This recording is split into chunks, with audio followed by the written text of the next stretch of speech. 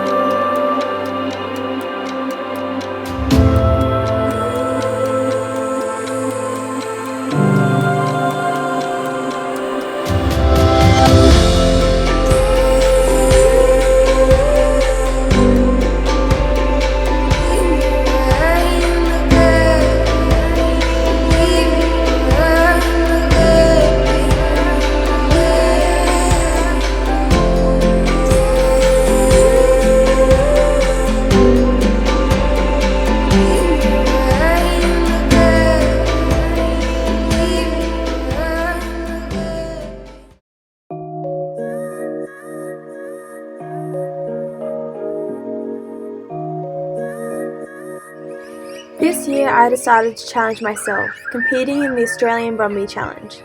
The challenge requires you to train your assigned Brumby for 150 days, and at the end compete against all the other trainers at Equitana, the largest horse show in the Southern Hemisphere. When I arrived, I was greeted by many beautiful Brumbies, some very accustomed to humans, and others only weeks out of being in the wild. Colleen, the Brumby Sanctuary owner, was busy bringing the Brumbies for the challenge into the smaller yards, giving me a glimpse of the Brumbies that have been selected for the Australian Brumby Challenge 2018.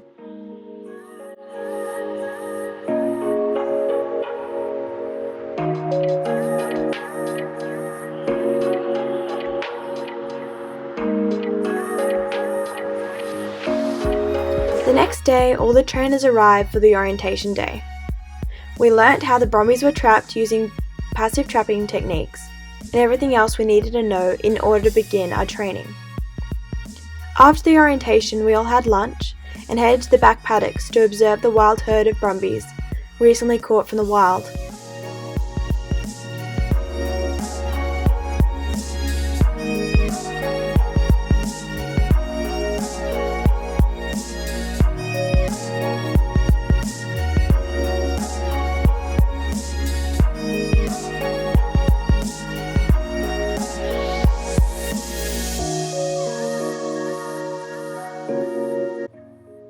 The next day, the trainers arrive with their trailers at their assigned times to pick up their allocated Brumby, which they will take home for the next 150 days for training.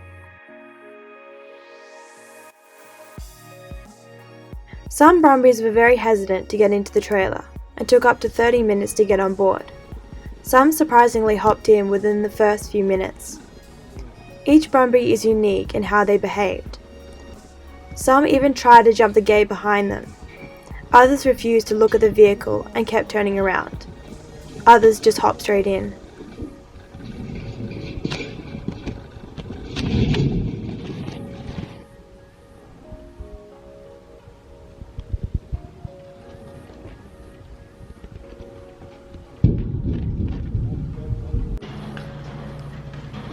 Does that tell you turn on?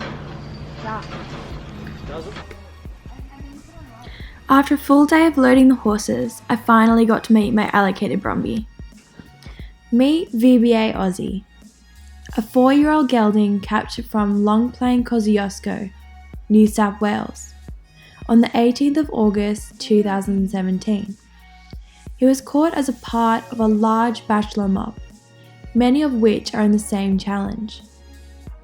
I instantly fell in love with his sweet, timid nature as he hid behind his best friend Wizard, who was also caught in the wild with him. He is a beautiful flaxen chestnut, with 2 white socks on his hind legs. I thought it was funny, as he was the same colour as Crunch, my miniature horse.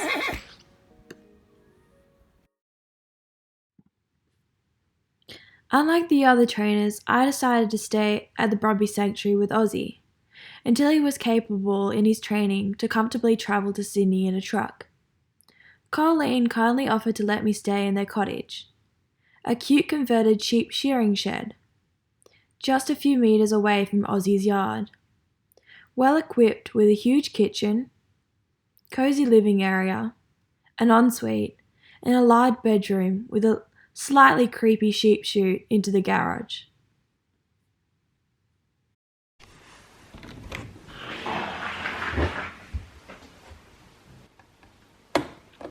Every day I make my all-essential tea and head out to Aussie's yard, cleaning and then replenishing him with some fresh grass hay. Due to him not being able to graze whilst he's in the yards, Aussie goes through about half a bale of grass hay a day, being fed both morning and night. It's a patience game. Every inch of a Brumby's body is telling them to run, to be afraid of anything new. That's why patience is the key. Sitting in the yard for hours and hours on end, until they get used to you.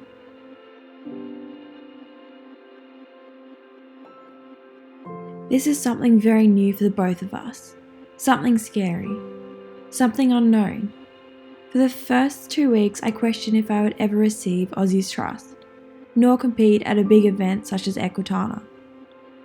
I tried many different techniques, sitting in his feed bucket for hours on end, reading in the corner of his yard, using pressure release methods, getting him to move his hindquarters.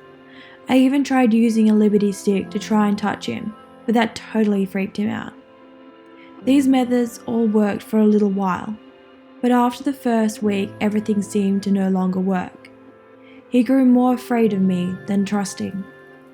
This was very disheartening, especially as my health was decreasing, to the point I went back to Sydney for a week, to regain my health as well as regain my sense of self.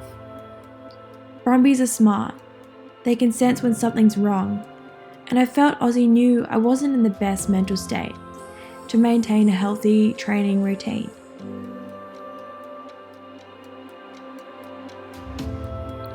Clear-minded and focused, I returned to the Brumby Sanctuary, and everything changed. Changed in an incredible way, a way I had never imagined. But I'll save that for the next chapter of our story.